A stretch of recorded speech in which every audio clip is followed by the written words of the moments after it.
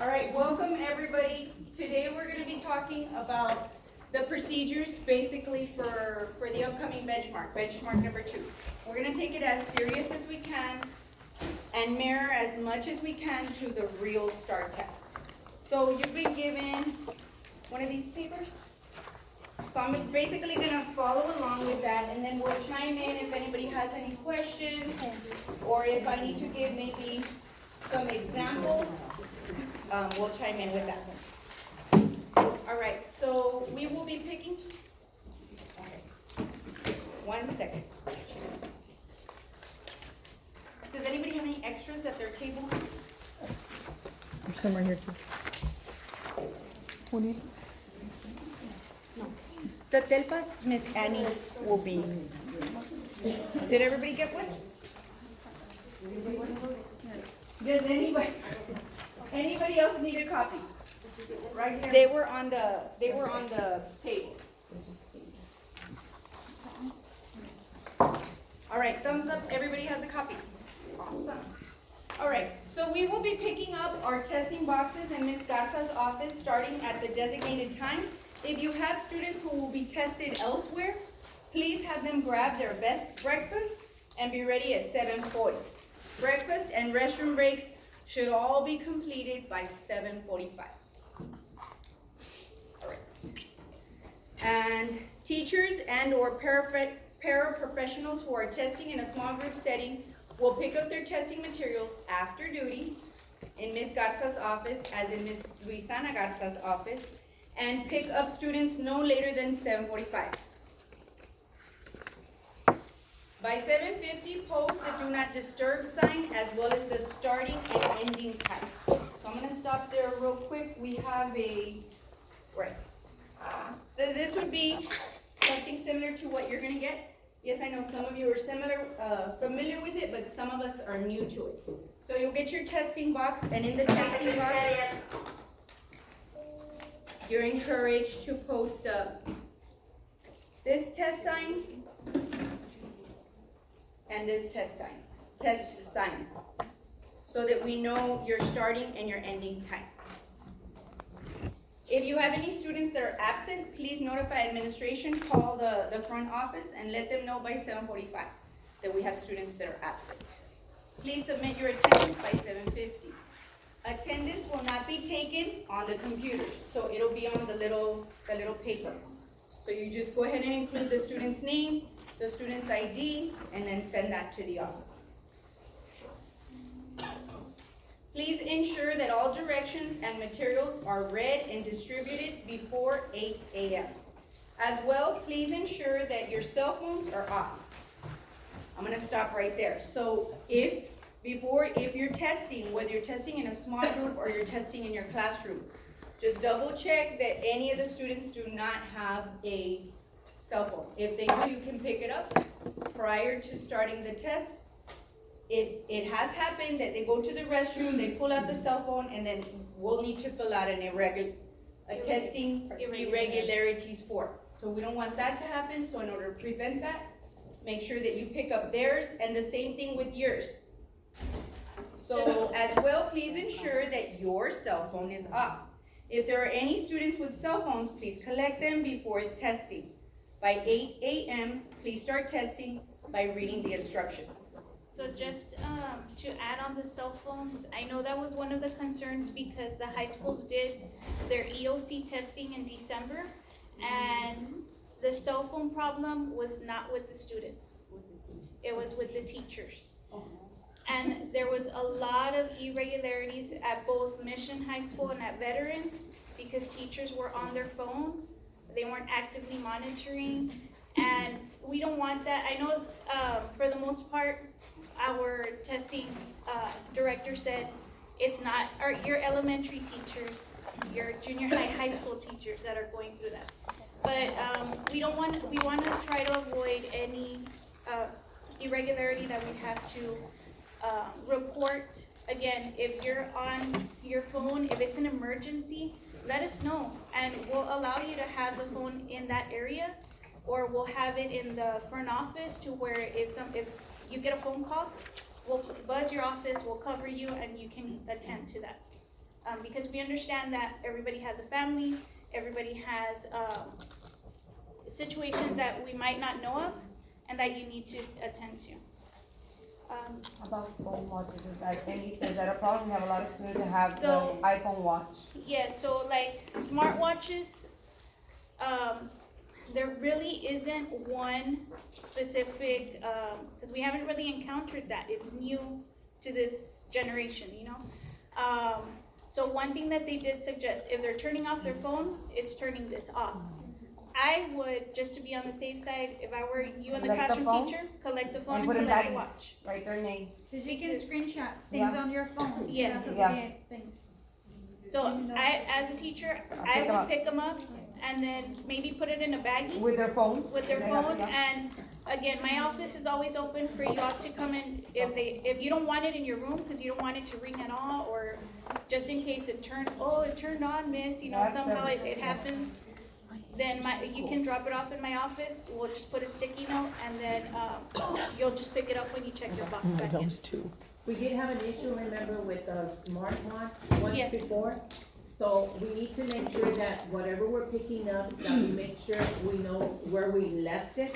And And it's it's a sign in, sign out, because that way we know who is responsible for it. Yeah, so the high schools did create like a sign in, sign out electronic form. So we'll have that in place. So whatever you pick up, you'll be signing it in, and then when you pick it up from my office, you'll sign it out. Okay. Only because, you know, if something is missing and you get notified 4 or 5 months later, you're not gonna remember. So that way we have a paper trail of who dropped it off, who picked it up, and so that way. And the list and the names of the students that Yes, they belong yes, to. yes, because we had a situation and it was impossible to remember every single detail. And this would probably affect more the upper grades, more fifth grade, fourth grade. But again, some of you are small group testing these grades, so those are the ones to be a little bit more vigilant in as a testing administrator. I will continue. Please actively monitor in the room. That means that you're walking around as the students are testing. Yes, we understand, you know, you can pause, you can take a seat for a little while, and then you come back up and you're walking around and just making sure that they know that you're monitoring them. Okay? You may sit and take breaks, as I said, but please continue to actively monitor to prevent irregularities. When each student finishes their test and turns it in, check to see that he or she erased all the stray marks. Make sure that they're dark. And let's say that you're looking, this is my Scantron, and I'm looking at it and I verify, number 17, they didn't put anything. So you cannot come tell them, number 17, you need to fill it in. You can't tell the student that. You can tell them you have not filled in all of your answers on your answer document. Please Please go back and mark your answers on it now. So there's the statement that you're going to say. This is mirroring exactly the star, so that when we take the star, you're already comfortable with that line. You remember to state that line. Refer to lunch schedule. We will be getting the lunch schedule to you. We're still writing. we're still finishing that up. Students are to stop testing and close their test booklets. Pick up all the materials and organize answer documents as follows. Your non-extended timers need to be organized alphabetically when you take your box back. And then your extended timers that are still testing after lunch, you place the answer documents inside the test booklets, and the extended timers will be organized and redistributed to the teacher of record for the tested content. So it might not be you that's going to continue testing that student. You might be dismissed to go back to your class while somebody else continues testing that student. Do I have any questions? Am I going too fast? Thumbs up, everybody with me? Awesome. Okay. All right, so once all the testers have finished, please have your hall monitor monitor your students so that you may return to Ms. Garza, and that's Ms. Luisana Garza. All extended time testing materials will be turned in no later than 3:25. Please make sure that you turn in all testing materials, including your answer document, your testing signs, pencils, and erasers. All testing materials will be returned to Ms. Luisana Garza's office. Questions? All right, and then on the back, here we have a checklist. So the first checklist was the teacher's checklist. And this will be provided in your folder in here. You'll have that checklist so that you can review, am I following procedure, am I following testing procedures? The back checklist is for Ms. Luisana Garza. When you go drop off your materials, she's gonna check off on this list. So we're gonna go ahead and take a look at what she's looking for. She will ensure that the student's first name and last name is on the test booklet. So if we can double check that before we get to her, it'll make it quicker so that you can get back to your class and continue with your classroom instruction. Your answer document, all bubbles are to be filled in, all stray marks have been removed, Scantrons are in alpha order. So when then you place them back in your folder, here's a folder, for example, it's not your folder. So the Scantrons have been provided right here, right behind who the teacher is testing. And these need to be in alpha order. So these are the ones that we're checking. Is there any bubbles that have been missing? Is there any stray marks? Is there any highlights that shouldn't be highlighted on the Scantron? So that's what we're ensuring. Is everything ready to be checked? And is it in alpha order?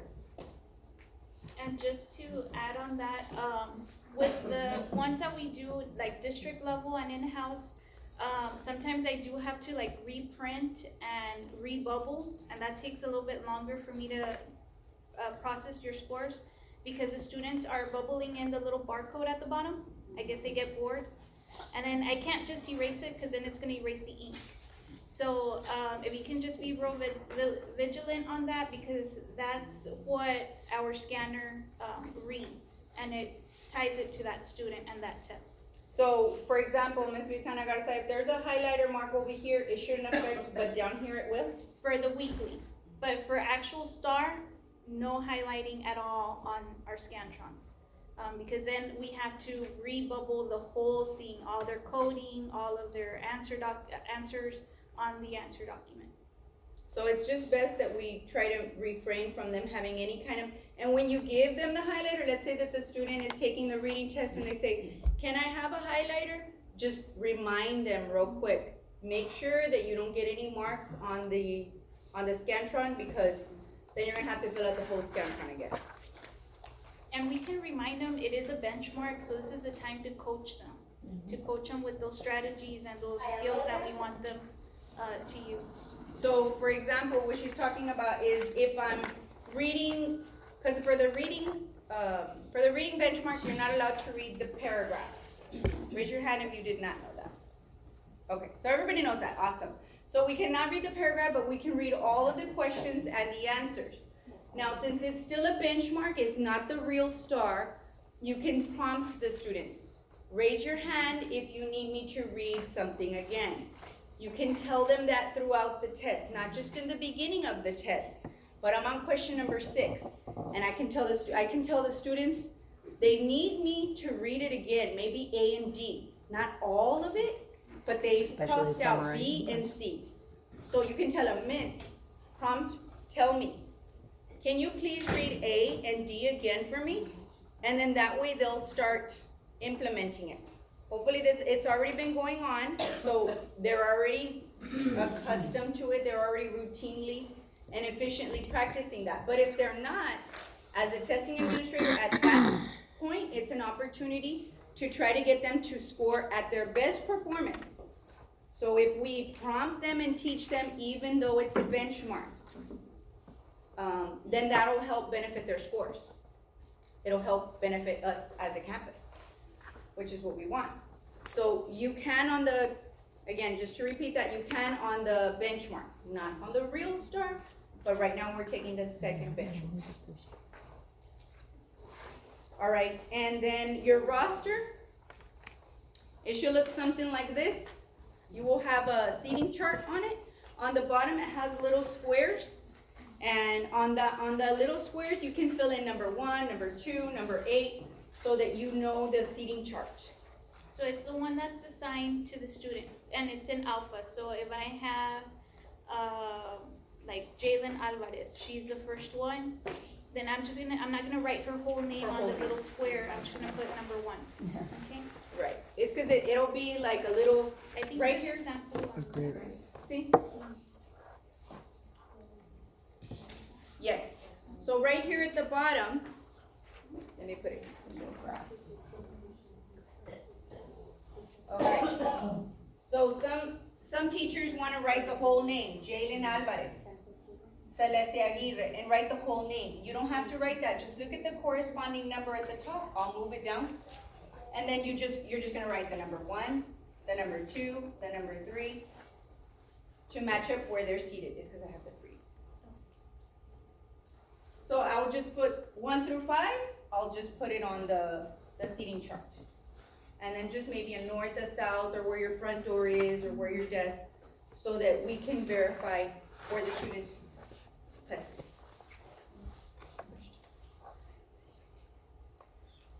And just ensure that the start and the stop time are recorded on here.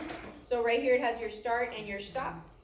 So you're gonna go ahead and record that. Your student name, the IDs should be on there. And make sure that the seating chart is filled out. And again, the more that we mirror the real star, the more it'll just make it that much smoother, the transition into the real star. Do we have any questions? Okay. Without further ado, Miss Annie will pick it up here, and I'll chime in just a little bit with her. So we're moving to your booklet with the TELPAS. Yes, and you should have a PowerPoint also.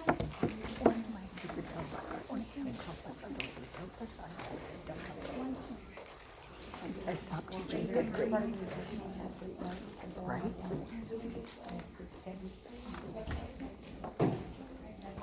Linda, do I have to stay for the television? Okay, so moving on, it's already that time of the year again, which is TELPAS. And we all know that it's gonna go fast and furious from here on out. But we are approaching our TELPAS window, which opens actually next week. Now, things to know, I will be emailing you this week. Those of you that did the basic online training, you're already one step ahead. But for everyone else, all of us here, we need to go into our TexasAssessment.com/TELPAS Training Center, and we'll have to create our account for this season of TELPAS. Pre-K, that was pretty much it. I mean, I don't know if you want to be dismissed.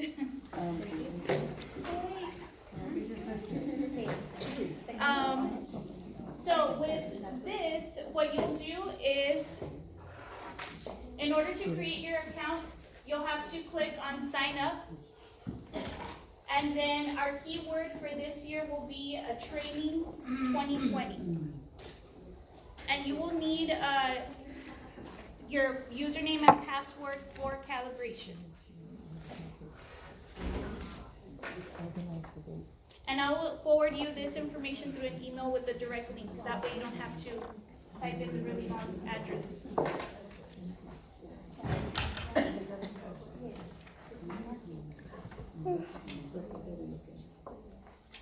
Now, types of training for TELPAS, for new raters or raters who are returning but have not calibrated the last 3 years, they will have to undergo through the